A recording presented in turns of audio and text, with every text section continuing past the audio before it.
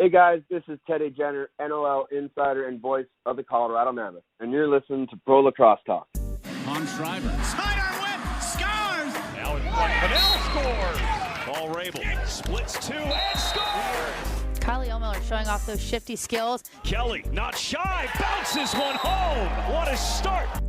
Welcome to Pro Lacrosse Talk, the voice of Pro Lacrosse. I'm Hutton, he's Adam. Together we're bringing you interviews with your favorite players and coaches, as well as news from all 4 professional lacrosse leagues. Today we have radio host, play-by-play broadcaster, and NLL insider Teddy Jenner joining us to break down the 2019 NLL Draft. Teddy, welcome to the show. Guys, I appreciate you having me. Let's have some fun.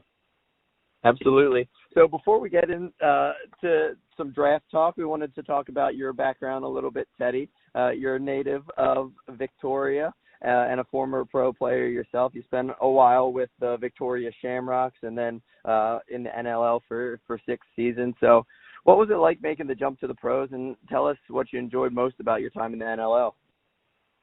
I think the biggest jump for me was the commitment to being a professional lacrosse player. Obviously, being in college kind of helps you prepare to be an athlete, but there's nothing really like the mental strain of having to go to the gym every day and making sure you're on top of game film and making sure you're ready for your next opponent and ready for practice. And in those first few years that I was in the league, I don't think that I really committed myself properly. And I really just was enjoying being a pro athlete instead of committing myself to actually being a pro athlete. So that kind of hurt me in my first few years. But once I kind of realized that I couldn't just rely anymore on my athletic ability, I actually had to be prepared. Once I really realized that, I think the evolution of my game changed. And at the same time, I was also making a positional change. I was always sort of a forward, but once I got into the NLL with Rochester, I had John Grant Jr., Kurt Malofsky, Sean Williams, and Dewey Jacobs of guys that were ahead of me. Mm-hmm. So I was never cracking that roster. So I had to evolve my game to become more of a transition player.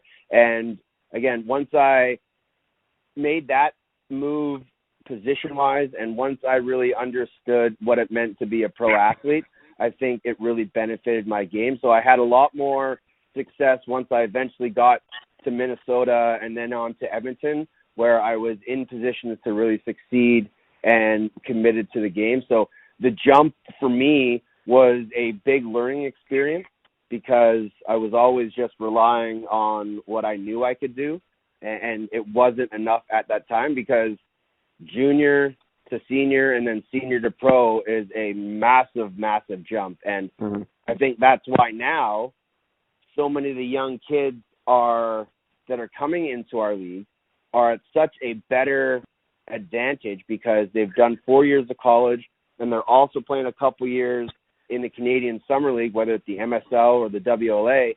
So they're now already playing against men and they're playing against guys that are in that league because the majority of guys that are playing in those summer leagues are NLLers. So they're more prepared and they understand what it takes now than sort of I was 15 years ago. Sure. That's great. Following your playing career, you got into broadcasting, and you're currently the play-by-play announcer for the Shamrocks and then the Colorado Mammoth. Tell us a little bit more what led you down that career path. It was always the path that I wanted to go down at Mercyhurst College, which is now Mercyhurst University. I was a communications major there. I was calling basketball games. I was calling soccer and football games. I was the main play-by-play guy for the college hockey team my last couple of years there. And so I was already of the mindset to do that. But I was still playing lacrosse, so I couldn't really dive fully into broadcasting lacrosse games.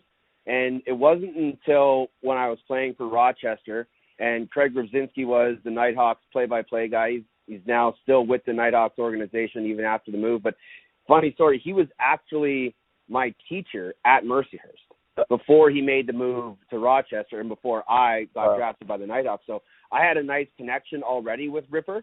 And during a game, we were in Ottawa. I was a healthy scratch. He knew I wanted to get into broadcasting, and he asked me, would I like to do color with him? And I jumped at the opportunity, and that was the first ever game that I was NLL game that I was a part of, and it was because I was a healthy scratch. But I did color with Craig Rudzinski, who's probably one of the longest tenured guys doing it in our game, and probably one of the best to ever do it. So that kind of started me and kick-started me. But again, I was still playing, so I couldn't fully delve myself into it. But it wasn't until 2009 when I had stopped playing, and I went back to radio school for a year just to kind of reintroduce myself to the new broadcast things, and started working at a sports radio station and started calling Coquitlam Junior Adanacs games.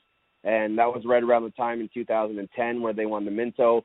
I was calling Man Cup games on the mainland. The 2009 Man Cup, I called it with Jake Elliott, and most of us all agree that that's probably one of the greatest Man Cups we've ever seen. And so that was really how it started. And then when I moved back to Victoria, the Shamrocks brought me on, and that's always kind of been a little dream of mine, to be able to call play-by-play for my hometown team, a team that I grew up watching, a team that I played for, and now I get to call their games. And I've called Man Cup wins, I've called Man Cup losses.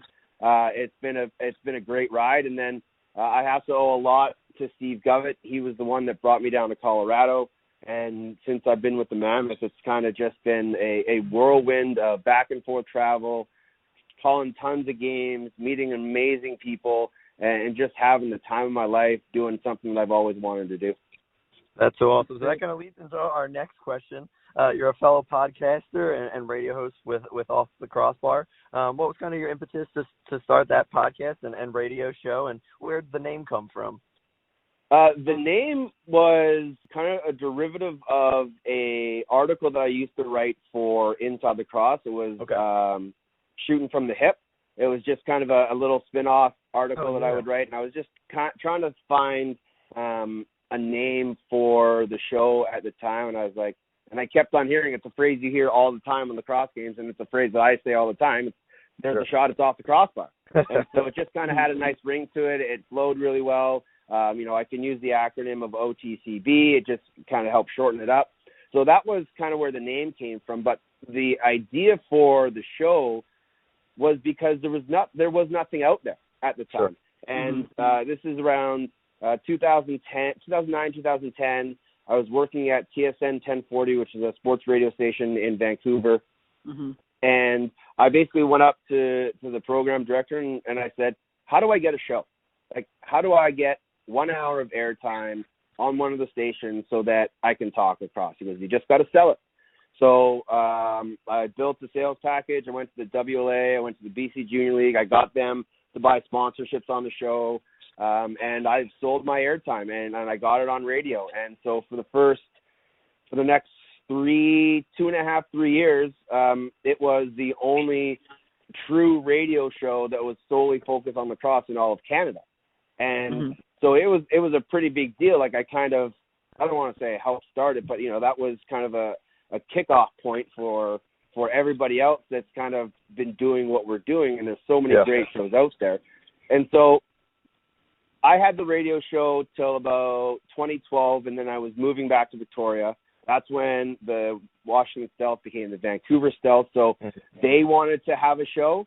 And when they came on, I was living in Victoria. It didn't make sense for me to do the show from Victoria while they were in Vancouver. So then Jake Elliott and Brad Challoner took it over, and they made it. It was at the time Stealth Classified. It's now become Lacrosse Classified. They're not on the radio anymore. They're strictly a podcast now. So we've kind of both had our times on the radio, and now we both just run our podcast. And so I've kind of stepped away from radio, and now, it's just a podcast that's kind of evolutionized over the years. It's sometimes really insightful with multiple guests. Other times we go really in-depth with one guest, and I've been very grateful for everybody that's given me time to come on the show and talk. There's been times when I'm sure you guys know that you do a recording and all of a sudden you realize you didn't press the record button, so you got to call the person back and say, hey, man, I'm really sorry we just talked for 45 minutes. Can we do it all again? So there's been real tough moments. There's times where I've lost complete shows even though I've had them and gone through all the pains of doing it and, trying to figure out the best equipment to use and best setups and how to continually keep your content fresh and engaging for the fans. So I've had an absolute blast doing it, and I look forward to doing more. But the best part is through that, I've met so many other people that do lacrosse shows and guys that are starting their own podcasts and getting able to talk to them just like we're talking now. It just helps continue to grow the realm of our sport. And there are so many people that have so many great stories to tell. It's great to have multiple avenues to get those stories out.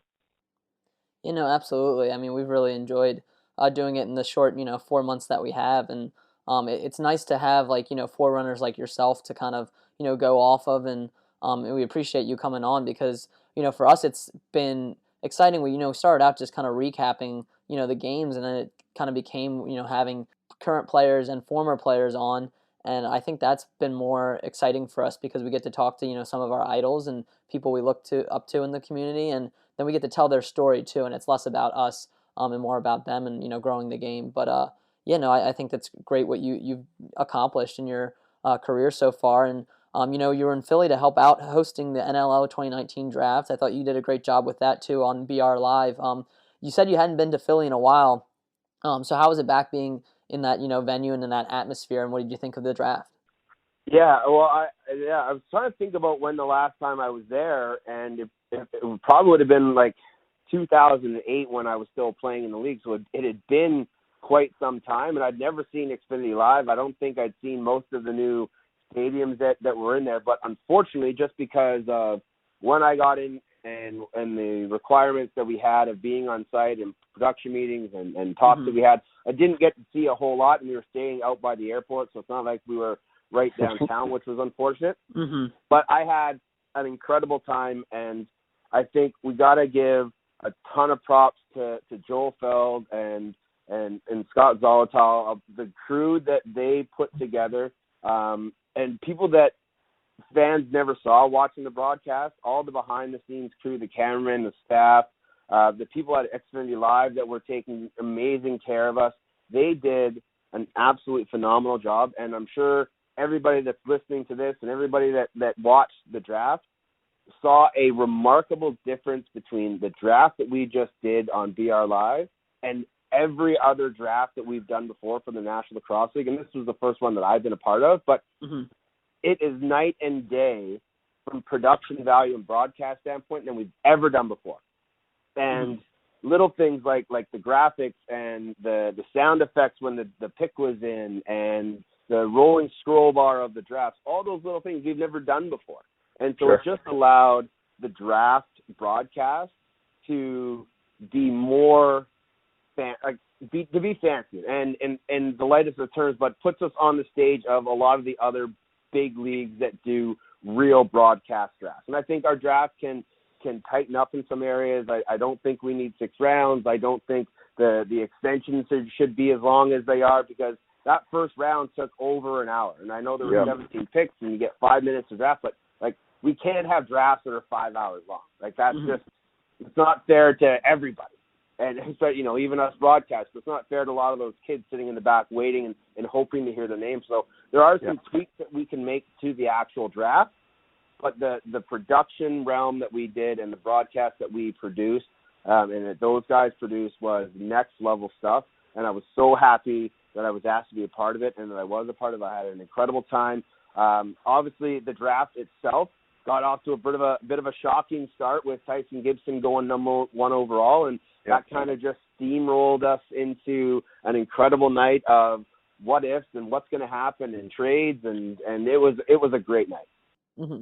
Yeah, no, I again, with the production value, I agree, because I'm actually in the broadcast industry, in the TV. I thought it was a great product. I thought the setting of Xfinity Live looked like a real draft environment, and being in there in person, I kind of got to see both ends of it, watching it on BR Live and then being there in person. And yeah, I thought it was a great product, and I think what you said is important. Perception's everything, and to kind of give off the perception that this is a real professional league is important for gaining new fans. So yeah, I agree with all your sentiments.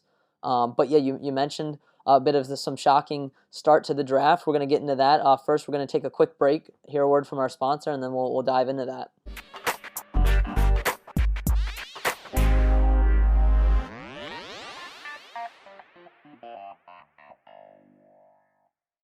Hey everyone, thank you for listening to another episode of the Pro Lacrosse Talk podcast.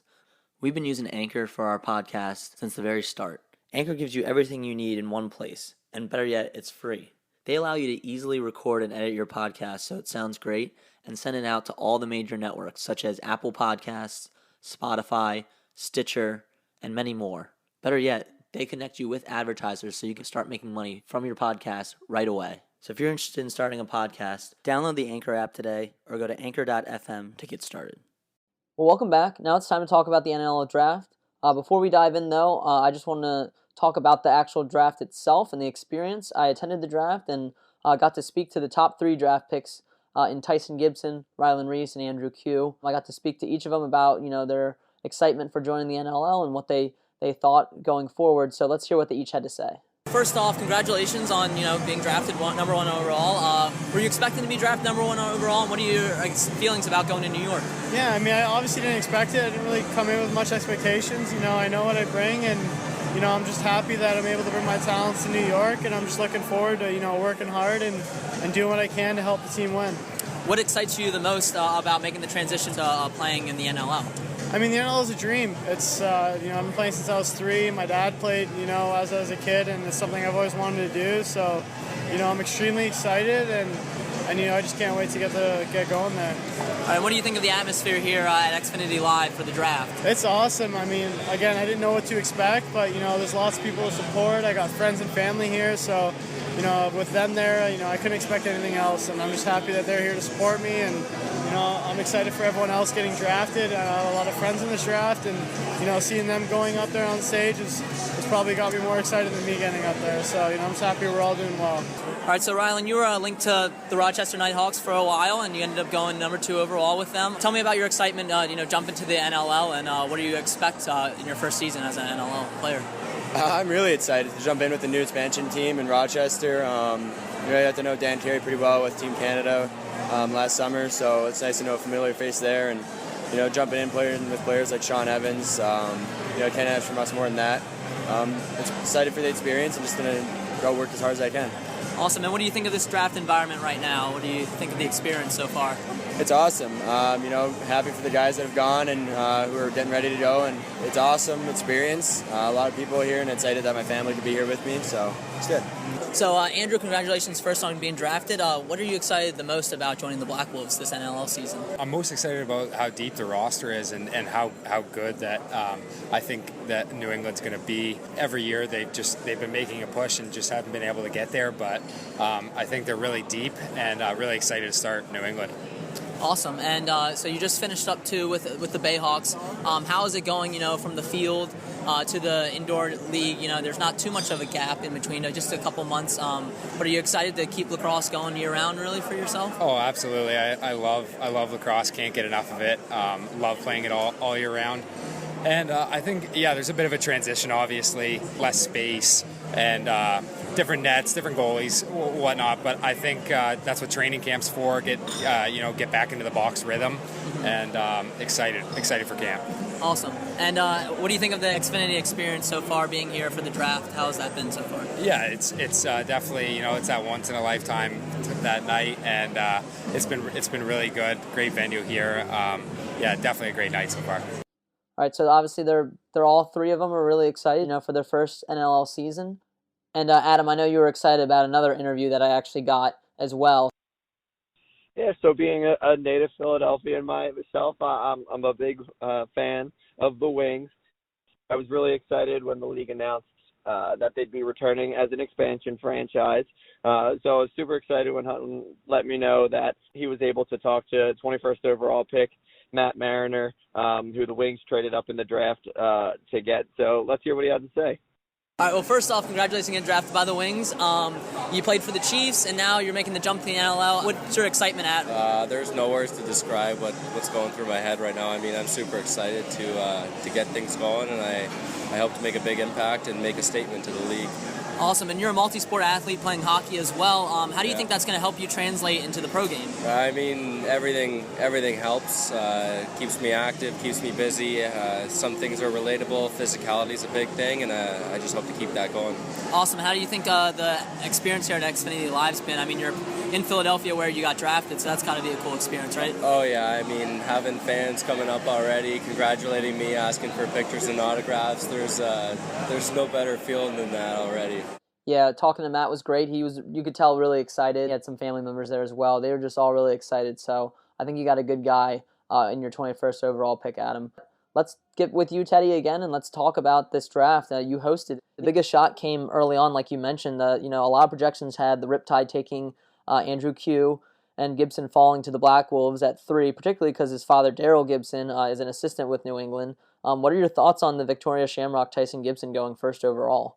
I'm super excited for Tyson. Having to get a chance to watch him the last couple of years play with the Shamrocks, I've really been able to see him mature and grow as a lacrosse player and as a young man, because he comes from a great background. Daryl is a wonderful father, but he was also a former national lacrosse leaguer. He understands what it's been through. And so, Tyson's kind of been around the league for a while, even though he's never been in it, because he was always with Daryl at games, at practices, traveling on the road. So he understands what it takes. And I think the biggest reason that they decided to go with Tyson instead of Andrew Q was because Andrew hasn't had a lot of postseason success, and that's not on him. His Oakville Rocks just haven't really been able to progress in the MSL playoffs because it's just a very deep league, whereas Tyson's been able to play in a lot of big series out west with the Victoria Shamrocks. Obviously getting the Mann Cup really helped, but he continually gets better as the season goes on. At the start of the year, he's really solid. Once you get late in the season, he's even better. When you get to the first round of the playoffs, he was great. The series against Maple Ridge, he was unbelievable. When he got to the Mann Cup, he led the Victoria Shamrocks in scoring. He was incredible. And I think that's really what New York liked most about him, is that he's able to rise his game on the big stage, and there's not many stages bigger than playing in New York. So I think that was probably the deciding factor at the end of the day. It obviously kind of threw New England for a bit of a loop, because Rochester, I believe, was always going to take Ryland Rees at number 2. Mm-hmm. And so when New York traded Jordan Durston to get an extra pick in that first round, they also got Miles Jones and they got Ryan Fournier. I thought that, and I think a lot of people thought that naturally opened the door to take Q, because they just traded away a lefty, and the first lefty that they had got, because they took him second overall in the expansion draft. So I think, again, that's another reason why this pick kind of shocked a lot of people, because we all felt that New York needed another left-hander.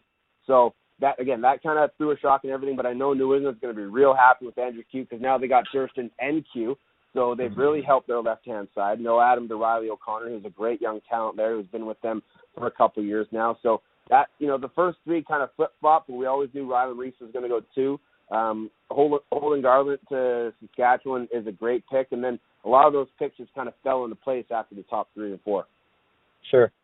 And you kind of talked about kind of the overall draft. Were there any teams that kind of stuck out for you that had a really strong draft, and then were there any kind of that you're a little bit worried about going into the season after the other night?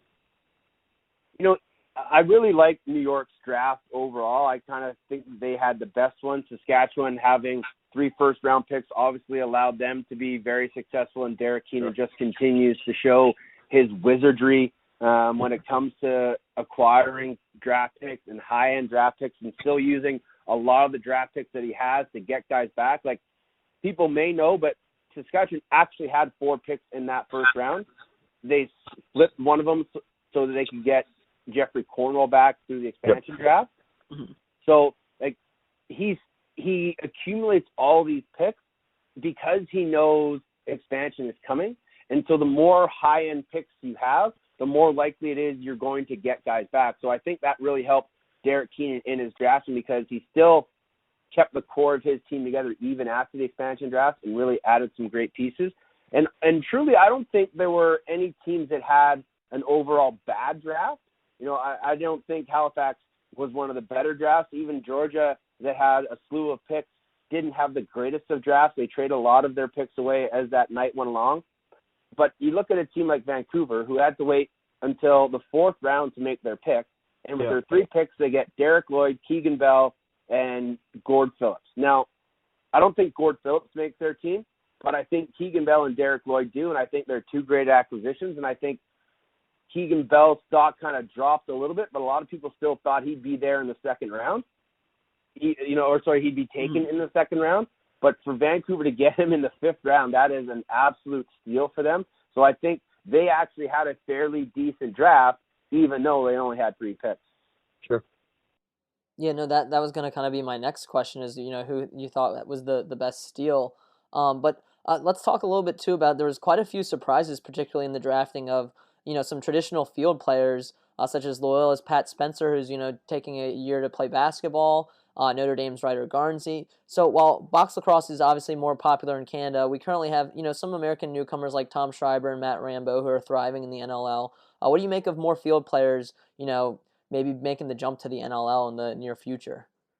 I think it's a natural path for a lot of these guys, especially for guys that, are wanting to play for Team USA at the World Indoors that are going on right now in Langley. I think having as much indoor experience is going to help them improve their game. And I mentioned this a ton of times on the draft broadcast, that Americans are seeing what the Canadians bring to the field game, and that's purely based off their box skills.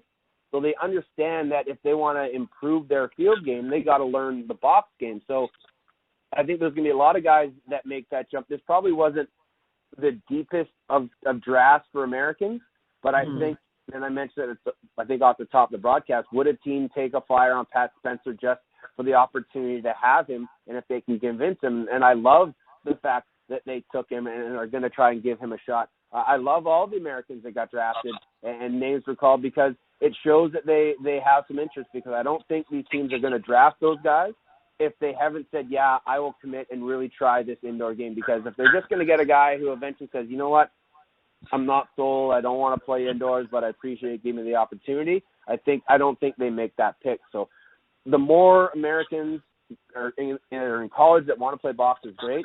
We have to give a huge shout out to the guys at US Box on what they're doing, because they're starting these kids young in the box game, and by the time they get to college, they're already going to be playing 5, 6, 7 years of indoor lacrosse and high-level indoor lacrosse, coached by guys that are in the L and know what it takes, whether they're Canadians or Americans. So we're still seeing a lot of the Americans that are coming out with very little college experience.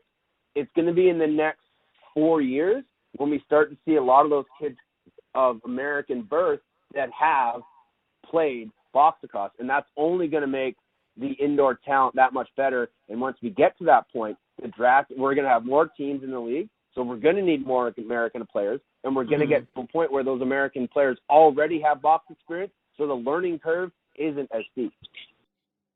Yeah, no, that's great. Yeah, no. And you kind of talked about the growth of the league. What are your thoughts on kind of the next steps for the league? There's whispers that there'll be a few new teams, potentially Dallas coming down the road. What's your thought on the growth of the league, and how big do you think the NLL can get in terms of size? For me, I am of the mind that I would like to see Nick Sakevich and the league put a freeze on expansion right now and let some of these teams really develop, because I still think Georgia needs a lot of help in their fan base. They continue to struggle. Vancouver, when that team sort of starts to find some chemistry and becomes a winning team, I think they'll bounce back in their attendance. Yeah. Obviously, Halifax has a winning team coming in, but they're a new market, so that fan base is going to have to grow, and Rochester's already going to have a fan base, so they're okay. Yeah. And then obviously with Long Island. So I would like to see the league kind of stop where they're at right now, sit on these 13 teams, and let some of the newer teams and the weaker teams kind of grow, and then let that player pool develop, let the new blood come in. That way we kind of don't have to expand the draft. We can kind of narrow it a little bit. And then maybe in 2 years, come 2022, then we can start to add, some teams to start to balance it out, get some more West Coast teams, get some teams in the central time zone. I'm still, and I mentioned this to a couple people at the draft, but I would love to see him go back to Minnesota. I'd love to see him to go back to Edmonton. You'd create some natural rivalries. There's obviously fan bases in those two markets. I've heard Dallas mentioned as well. That's a very interesting proposition, because the NLL, it's kind of like the National Hockey League. Oftentimes southern teams don't really do so well, whether it's just the fans or just the not so much lacrosse owners. There's a pretty good lacrosse base in Dallas. So, and obviously they love their stars down there, so it might be a pretty good connection. I like the idea of going to Nashville. I think that would be an incredible market. As much as the league probably doesn't want to move a team, there's a lot of people who would like to see Georgia move to Nashville. They kind of already have the same color scheme like the Predators. So I think where we're going for expansion is good. I think this league, I really do think this league can get to maybe 20 teams in the next few years, and I think that's a good start. I just don't want to see us grow too big too soon, because the NLL did that a while back when we were in Columbus and Arizona and Anaheim and Ottawa and Montreal, and we got too big too soon. And when we got too big too soon, the player pool wasn't big enough, and I think the production value of the game kind of dropped, and we were playing in NHL arenas with 2,000 to 5,000 people in some of these markets, and it just wasn't working. And that's because we went too big too soon. And that's my fear. I know Nick and his people want to continue to grow this league, and he has grandiose visions. I just am worried that if we go too big too soon, it's going to be detrimental. Yeah, no, that makes sense. Baby steps with everything. You kind of saw that back in 2008 with the MLL too. I think they went up to 10 teams and ended up reducing it down to like 6 again. And, they've kind of never really been able to get back there. Obviously, you had the recession too that didn't help. But yeah, no, I think that's a definitely a valid point to make with, where this league is growing. I personally would love to see a DC team at some point. I think Ted Leonsis, who owns the Capitals and owns that arena, would be a great owner if they ever decide to go there. I don't know if there's enough interest, in the fan base, because I know being a DC fan myself, the fan base can be a little wishy-washy, but that's some personal goals of mine. Well, they had the Washington Power there a while back, and they were playing at, I think, Continental Airlines Arena, and they had. I remember going to a game there when my brother was playing. I was playing for Rochester. They were having a game. He was playing for Washington. They just had no fans, and it was just really unfortunate that it was the best move for them to move from Washington to Colorado, because we all know what the Mammoth became. But I think that would be a great market maybe later on, because obviously then you just grow your natural rivalries with Philly and with New York right away. Like that's a great spot to be. But I think there's probably other markets they go to before DC becomes one of the tops on the list. Yep, that makes sense. I will say some of those logos though from those prior expansion squads, like the Storm and Express, were pretty wild looking for their times, and then the Smash, the Syracuse Smash logo was one of my favorites. Yeah, I think my brother still has one of the Syracuse Smash jerseys. I love the Montreal Express logo. That was probably one of my favorites. I always liked the Pittsburgh Bulls logo. Even the Pittsburgh Crossfire, another reincarnation. I really like theirs. There's been some pretty good uniforms. The Arizona Sting had a sweet uniform with the Scorpion. And then there's been some other kind of lackluster ones, but there's every team that comes in is always going to get scrutinized or praised for what they do, because you're never going to please everybody with your name and with your colors and with your logos. But it'll be interesting to see, when we go to these different markets, what they do come back with their names. You look at the Riptide. I was actually talking with one of the people from their executive staff at the draft, and we were just talking about the logo, and I said I really like the colors and the logo, and we talked about how it came about, and I asked him, did you ever think about going back to the Saints? And he said there was a bit of us that kind of thought maybe for a minute, but once we started talking to especially some of the old players that were part of those Saints teams, they're like, we were brutal, and we were not very good for a long time, and we left. Like, we don't want to be reminded of what that was. It was a great era back then, but it's not what we should be bringing back now. Yeah, you can definitely see their Islanders influence in their jerseys. I think they're pretty cool. Playing in Nassau Coliseum, it makes sense. Let's go to another quick break, and then we'll do our 5 and 5 segment with you, Teddy.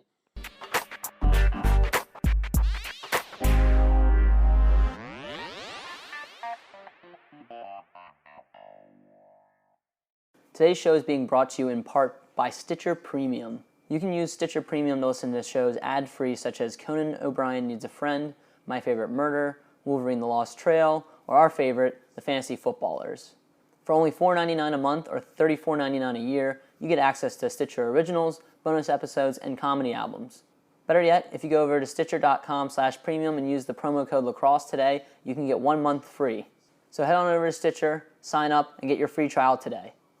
All right, so we're back. So now we're going to go into our 5 and 5 segment. So Adam, why don't you ask the lacrosse-related questions, then I'll ask the life-related questions. So go ahead and Adam, take it away. This first one may be a tough one to answer just because you've had so many awesome guests. But anyone stick out in your mind for OTCB as your favorite person you've interviewed thus far?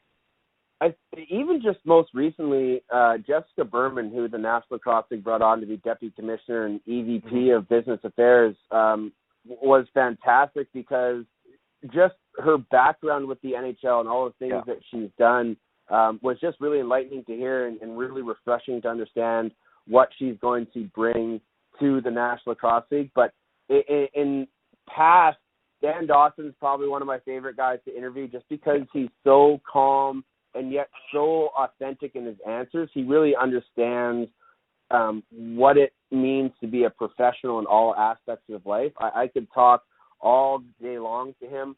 The late Chris Hall, who was a guy that was a mentor of mine, he's a Victoria guy.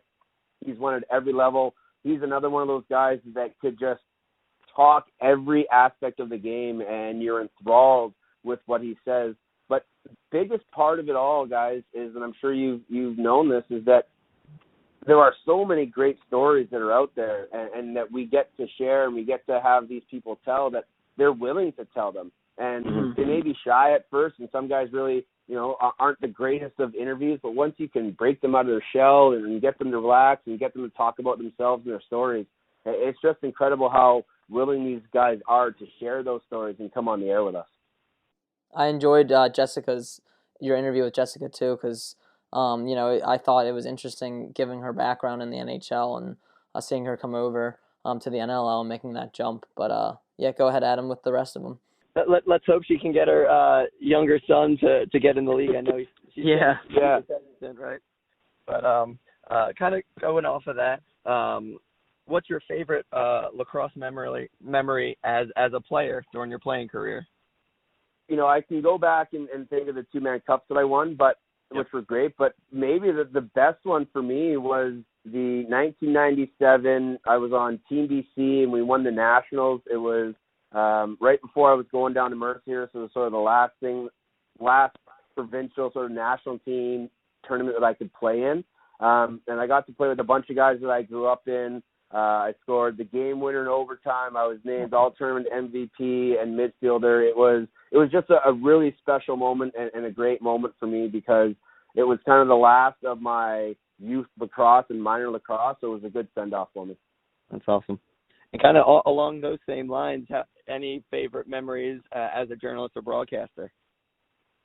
I can't not say the NLL finals from this past year.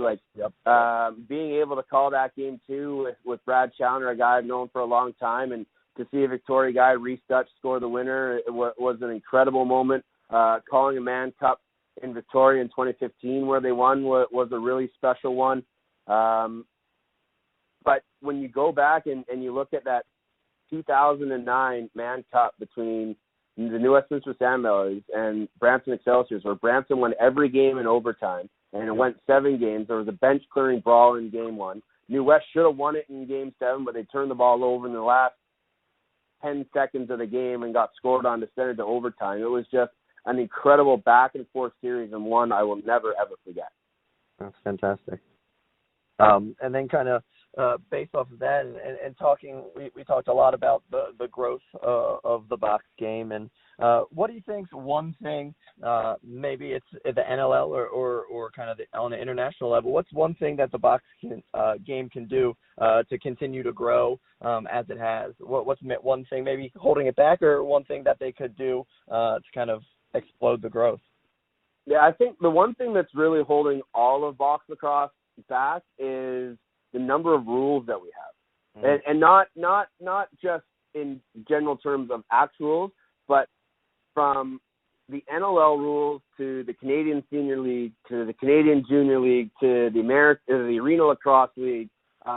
We have so many different rule books that it's really hard for fans to cross their views of games, because you could watch a National Lacrosse League game and the players are playing on one set of rules. Then you'll go watch a Man Cup game and the guys will be playing a different set of rules, and then a Minto Cup game and there's different rules there. So it's really hard for fans to adjust to the different rules because something's legal in one league and not in another. And for refs, it's difficult, for broadcasters, for players, for everybody.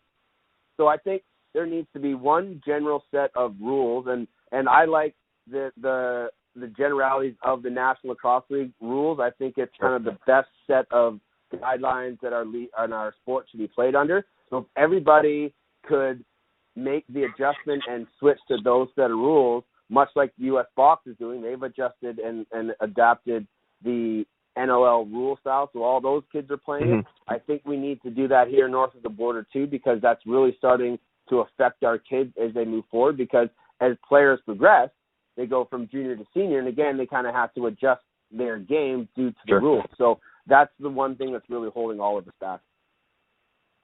Interesting. And then kind of a fun one to end the lacrosse questions. Anyone in the lacrosse community in particular that you've admired or looked up to over either your playing career or time as a broadcaster?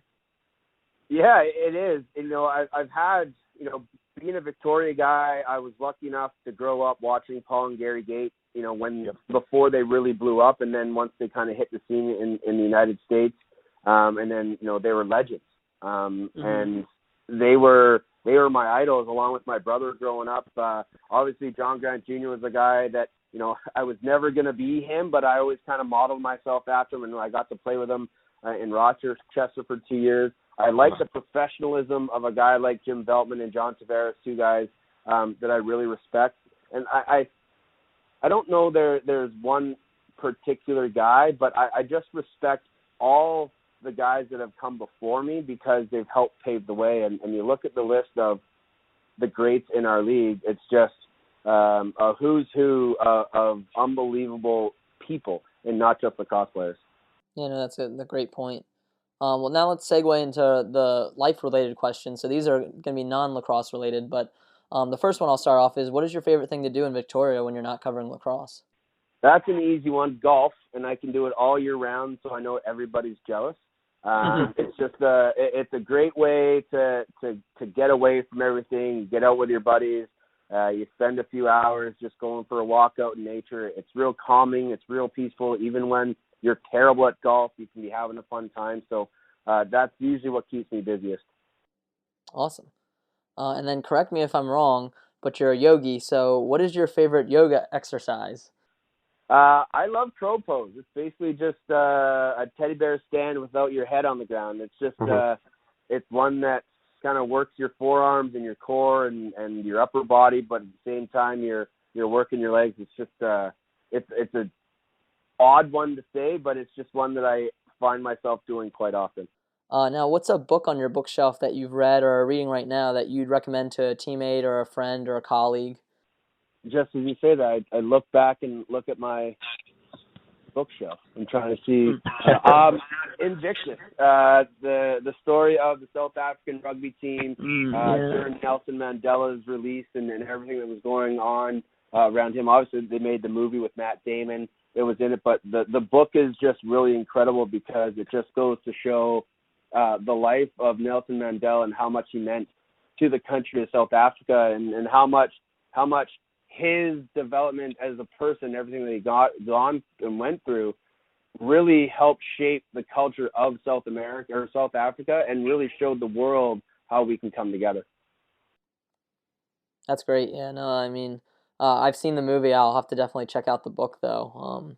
So number 4, what is your favorite meal, and do you prefer to dine out, take out, or cook at home? If I have the food, I will cook. If I've just come back from a long travel day, I'm definitely ordering in. I love making stir fries. It's quick and easy. It always, allows me to use things that are been in my fridge for a while, and I can be creative with it. And you can make it a veggie meal, or you can put steak or chicken or shrimp, whatever. And obviously, on the West Coast, we got some great fresh seafood. So stir fry is probably my favorite. Awesome. All right, number 5. What is the stereotype that Americans have of Canadians that you can't stand or that you just want to put to bed right now? We all have accents, I think. Mm-hmm. And maybe that's just because I don't think I have one, but, the out and about and the A's and all that stuff that, it's funny because when I think about it, as you go, kind of like, the United States, as you go east to west, accents become a little more stronger and a little more prevalent. So, I don't feel us West Coasters have the accent, but as you go kind of more east, you go through the prairies, you get to Ontario and all the way out to the Maritimes, there definitely are accents, but I don't think we all have it. We all don't say out and about. All right. Definitely. That's one I thought on my mind. I was like, that must annoy Canadians to death about that. And, I guess for us it could be, something else that, we usually get mistaken for. But, yeah, I feel like that's one that in the U.S. that everyone thinks Canadians talk that way. And they tend to emphasize it more or whatever when they're trying to do the accent. I say the word "a" and I'll throw it in text. I'll throw it in general conversation. It'll be in the middle of a question. It's just a superlative word that kind of comes out naturally for us. But the actual accent thing is not true. All right, well, that wraps up our 5 and 5. Teddy, thank you so much for joining us. We really appreciate it. It's nice talking to a guy who's been in the industry for so long. And, me and Adam's been more into the NLL game than I have in recent years. But we're excited to start covering it for this podcast. And, we really look up to you on what you've done for the game so far. But where can people find you online and on social media? On social media, Twitter, I'm Off the Crosse Bar. There's an E on the end of cross. It's a lacrosse pun. Obviously, OTC Bot podcast is on SoundCloud. You can also find it on the Lacrosse Flash. That's where all my podcasts go to. So I'm always up for conversations, love chatting with fans and with players and with fellow podcasters, and anybody that wants to start a podcast and has questions, I'm always down for a talk. Awesome. Well, thank you so much, Teddy. Listeners, definitely check out his Off the Crosse Bar podcast. He's got some really great content up there. And if you're really interested in getting into the NLL game, he's a great resource. So thank you again, Teddy, for joining us, and we hope you guys enjoyed this episode of Pro Lacrosse Talk.